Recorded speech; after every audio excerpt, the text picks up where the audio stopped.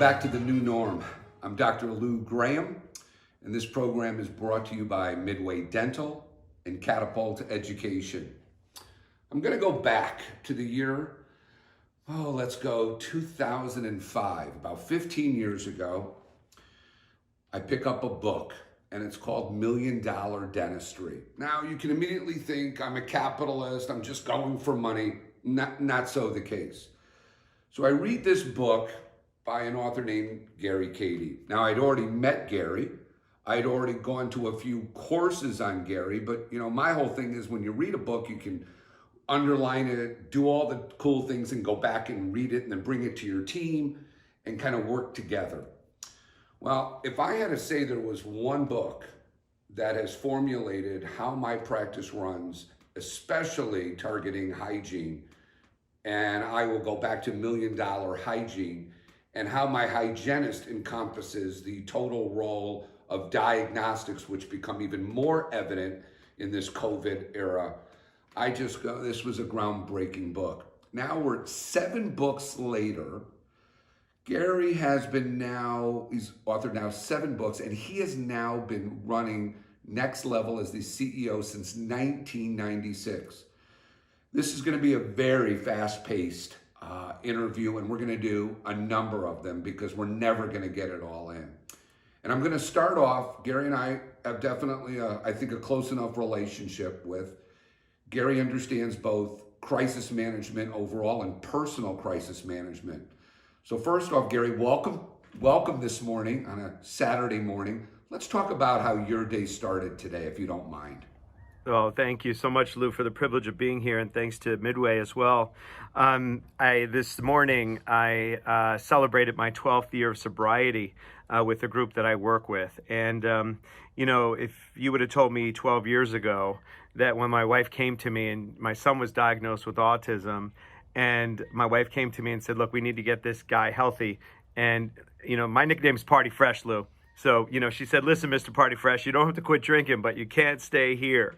So 12 years ago, I was living in denial under a rock, looking at a mountain to climb of never drinking alcohol again after I drank it every day. And here I am 12 years later. And I've used all of the things that I've learned in my alcoholism in the implementation in a dental practice. So creating happy teams that implement sustainable results is the asset that I've learned how to do. And that's really what we need right now or any time in a crisis. Wow. So as we talk crisis, tell us about let's roll into your new book about bouncing back. Why don't we start into that and talk about the crisis at hand, and let's go through the steps if that's okay with you. You bet. One of the things that I was on CNN after 9/11. So I had practices downtown Manhattan and walked them through 9/11. These were practices that had people in them that lost spouses, wow. People in them that had to close down in Lower Manhattan for almost 6 months. And how did they deal with the solvency of their business and, really getting, as an accidental expert, Lou, I was thrown into it. And, back in 01, right. Back in 01, I had to build the plane while I was flying it, if you will, right? Right. And then, I had to do it in 2008 again after the Great Recession and do it on a nationwide basis, practices in Canada and 44 states in the U.S. And how do you maneuver that, right? So, right. But here's the thing, Lou. I didn't want to write this book about a pandemic because I think people are going to get amnesia once we get back to work about this pandemic. Like they're going to want to forget the pain about it. So I didn't write it $1 Million Dentistry, right? $1 Million Dentistry, the great pandemic. I didn't want to do that, Lou, right? So right. And what I realized is the same things that I've helped over 6,000 practices maneuver through. The same principles apply, but dentists are not trained to maneuver through crisis. They can work through a crisis in the 2x2 mouth office that they work in, because when something goes wrong in the mouth, they can work through that. They're confident there. But when something goes wrong in their family, in their business, or their community, or their industry, or in this case, the globe, they're not trained to do that. And so that's why I call it the 8th edition. $1 Million Dentistry, bounce back from anything. And there's a dirty dozen here of 12 situations and I call them situations because they're temporary if you choose them to be, and you get through them fast and you get better on the backside. 12 things that dentists go through, and I've identified those 12. So well, let's get right to it then. Let's do the countdown. Well, however you want to start, from the top or the bottom. Let's go through these 12. Sounds good. One that happens over, for some reason there's 50% divorce in the US, but it seems like 75% of my dentists had to go through a big divorce where their cash flow got hammered. And, that's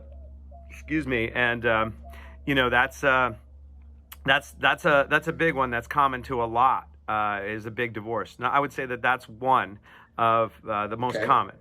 Second is when, let's call him Charlie Chairside, as you know, $1 Million Dentistry. There's Larry Laser Guy, which is the founding doctor, and then a fictional character called Charlie Chairside, the associate. He comes in, takes 6 of the team members of the 10, and takes half the practice with him and violates his non-compete and is opened up down the street. I've seen that happen over and over again. Right. The next one is key team members leaving, Lou. Key team members, because most doctors have a personality-driven practice. Now, here's what I think about. I often get a doctor and he goes, when she leaves, when Zell leaves, I leave, because they have no clue how to run the business, because they're running it on a people-centered practice. I call it personality-centered practice versus a system-structured business model that you can plug and play anybody, and you don't have golden handcuffs. If somebody leaves, you can still, run the business. Local economy sours, obvious there, circumstantially there. Health issues, keep the doctor out for, 4 to 6 months. I had Jeff Lowe in Hayes, Kansas, made a left turn on his ATV and face planted into the grill of a Jeep, both hands, shot, you got that one. Family issues, kids issues, suicide, drugs. We have, there's a big deal in dentistry. That's why we donate to the suicide prevention group. We have a leader, Sally, who brings this work on how to identify suicide, drug issues. Obviously, that's a big deal for me. Tax problems is another one. Competition from corporate dentistry, competition from smarter dentists. That's why I love Midway, because it's such an innovative group. And what happens is, because they're on the chassis of value creation, Henry Schein, some of the others they're on a chassis of, selling things versus, Midway's built on a chassis of value creation, and then they happen to sell equipment and merchandise. And so that's happening in dental practices, built on a chassis of complete health dentistry, all the new stuff, right? And, if you don't have that and you try to transform that, you really got some work to do, because that practice is going to, take market share. Right. A thing in my second book, Lou, called Low Deserve Level. My second book I wrote called Raise Your Healthy Deserve Level. And here's what I've learned. That dentists, unlike medical doctors, they're both doctors, but medical doctors come usually from a wealthy background and they stay in that field and they stay wealthy. Dentists, they're usually the first generation of professional, and they came from very humble beginnings like I did, and this is how I learned this. In life and in practice, you don't get what you deserve. You get what you think you deserve, nothing more and nothing less. So if I show you the capacity that you can double your practice, a dentist's first reactions, more than 60% of the time, they're saying to themselves, well, I don't really deserve this. I'm just going to keep struggling. Struggling is a payoff. And once they get unhooked here, accounts receivable, giving away free dentistry, having an A team versus a C team, all these things explode and open up. And then, a lot of doctors are just exhausted. They're sitting here, Lou, and they're sitting here and they're going, I don't want to climb this mountain. I don't want to invest. I'm just going to get out of this thing, But there's some that are leaving so much on the table because they have an unfulfilled dream, and they're going to give away, half of their retirement if they sell too fast. It's not that difficult if you know what to do. And then the last one is I have it all handled. The minute I got humbled with alcoholism, I was an arrogant guy. And I thought I had to have all the answers for people. That's what people paid me for. And what I realized is I do the very best that I can. I don't have all the answers. I do the best I can. And the minute I say I have it all handled, I'm done. And so when I say to myself, when I learn more, I learn how much I don't know. And if I stay in that zone, Lou, I can keep growing. This is a blind spot for a lot of dentists. That's the 12. You know, it's interesting because as I listen to the 12, as anybody's going to listen to the 12, there is no way anybody has not gone through multiple crises in their lifetime unless they're 12 years old, if you ask me. I mean, it's crazy, but you hit this really right on. And, you know, I got to touch on this. You know, when I'm teaching, you can see what I call the early adapters. Those are the guys like you just talked about. They want to just keep learning. You know, I could be like at an AGD master course, and those guys just really want to learn and take it and go. And then you could be giving a course openly, and people are just coming for the CE credits.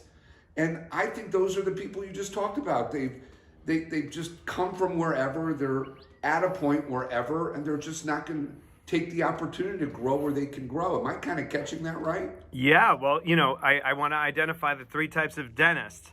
And this isn't a judgment. This is just a starting point. Yeah. See, there's three types of dentists, and I like boating. I like water. You know, that's why I'm in the desert, as you can tell. That's why I love it. Right. I actually do like the beach first. There's navigators. They're like, all right, chart the course. I want to have that destination. That is only 5% of dentists, because I do this course that's a one month course, 3 sessions with me on Zoom. You know, I do this recovery blueprint, Lou, and the first thing I ask them is, what do they want? And only 10% can give me the specifics, the SMART goals of specific, measurable, accountable, realistic, and time-driven. They can't give that to me. And when I do that and get in there, Lou, and help them see that if you don't know where your destination is, the game we're going to play is just throwing a bunch of systems and processes and effort at things, and we don't know if we're going to land. This is why only 4% of dentists retire financially free, because they don't have their destination and reverse engineer from that, which we're going to talk about in later sessions. Right. Navigators, number 1, Lou. Right. Navigators, number 1. Go to number 2. Wave runners. Not necessarily knowing where the destination is, but like doing the next right thing, but like not focused in on like where we land in this wave runner.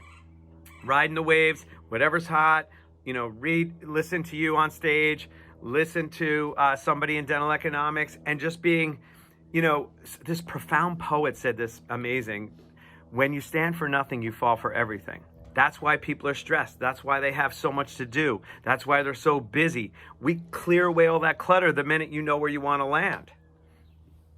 And you know who that was, Lou? This profound poet? Who? Katy Perry. Katy Perry in her song. In floating around like a plastic bag. That visual. Cut that out the minute. I'm telling you, in the first 30 minutes when I work with a doctor, their shoulders come down, their head just picks up, they see hope for the possibility, and they eliminate the fear, stress, and anxiety they live in. The last one, you ready? These are the only people I don't work with. I give them a chance because my wife didn't give up on me. So everybody gets a chance with me. But if I give you 10, you're drowning. And I throw out one of those circular red things that they throw out on cruise ships that hopefully nobody's going to go on in a while. They jump in and they grab that little red thing, and you know what they're doing? I'm trying to pull them up. They're pulling me in with them and telling me all this, you know, fear and they're living it. I listen compassionately to people. Don't misunderstand me, Lou. But what I do is I go, this is my question to them. I heard you for about 4 hours now. Would you like to fix that? If you do, I got the solution. Because are you focused in on the problem and mired in it and staying there, or are you looking for a solution? If I got into alcoholism and I kept saying, woe is me, pour me another drink, that's how I numbed myself because I didn't want to deal with the BS that was going on around me. And I was a professional drowner, so I have a lot of compassion for the professional drowners, but I'm going to zing you, I'm going to interrupt you, and then we're going to go, do you want to get it solved? If so, we got it for you. And I'll tell you, I can't tell you how many professional drowners became navigators. You know, that's great. And so this is what I'm going to do. I think our whole goal is to move those drowners up to the next level, if you ask me. I mean, even just to get them to wave runners and then to get to navigators, I'm all over it. I mean, we are where we are and we can all be in different paths during our lives, but the idea is obviously to get to navigation. I agree. Okay, so here's what we're gonna do. We're gonna end episode 1. I'm gonna bring you back for episode 2. Gary, don't go far. We're gonna hit episode 2 in just a few minutes. Thanks so much. So let me be clear. We wanna hear from you. We wanna hear your questions. So what we want you to do is we want you to go to education@midwaydental.com. Shoot us your questions. We'll go right to the experts. I know I'm not the expert, so let's go ask the experts what we should be doing as our next step next week, the week after, and thereafter. I look forward to hearing from you.